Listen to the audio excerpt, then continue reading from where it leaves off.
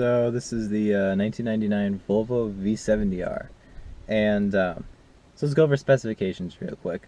This thing's punching a 4-speed automatic transmission, very impressive.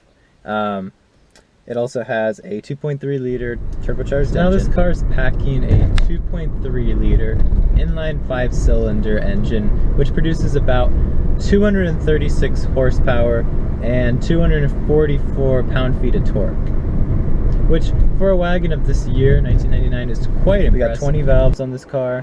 What else do we have going for it? We also got a, they recommend premium fuel. Obviously it's probably because of the turbo on this car.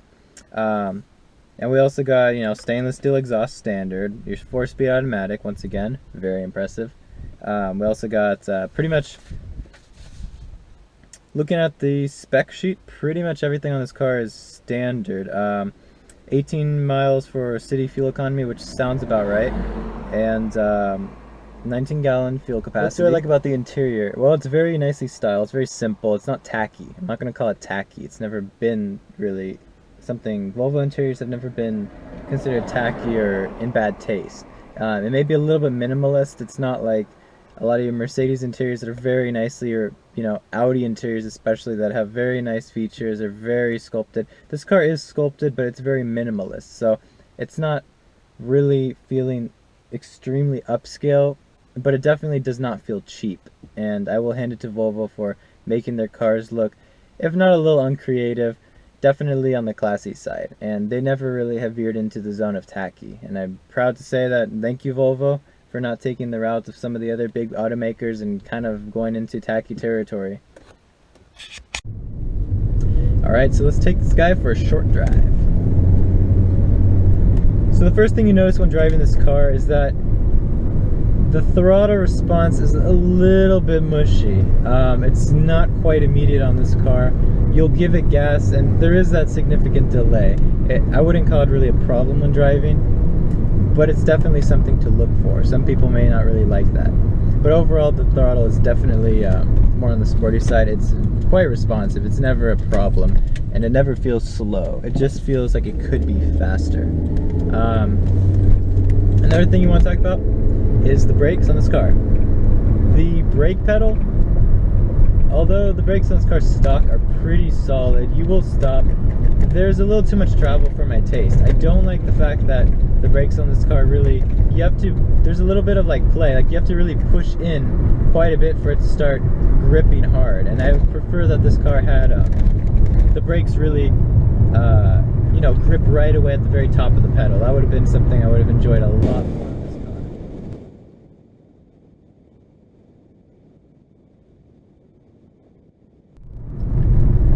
Another thing you'll notice about this car is that, as opposed to newer Volvo wagons, at least the years from around 2000, the second generation V70s, you will notice that this car is a bit narrower, and that does lend itself to a little bit nimbler of a feeling, especially when parking. That really comes in handy.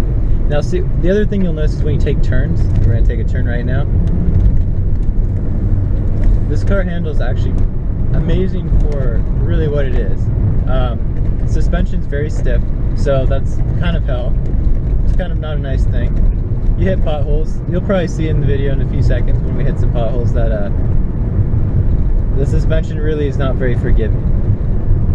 But I do love the fact that there's little to no body lean when taking turns on this car, and that's something that I really enjoy. You feel very confident taking turns, and you don't feel as if you're going to lose control or that the car is really slipping out from under you, because it does grip the road very well. And with a good set of sport tires, this car could definitely tear up some back roads. What I also like about this car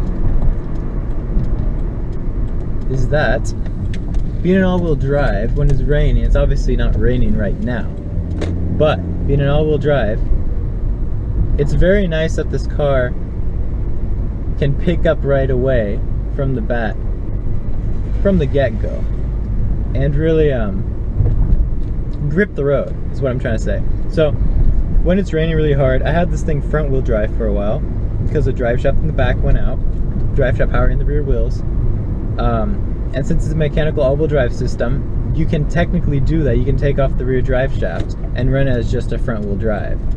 Now, that worked fine until it started raining.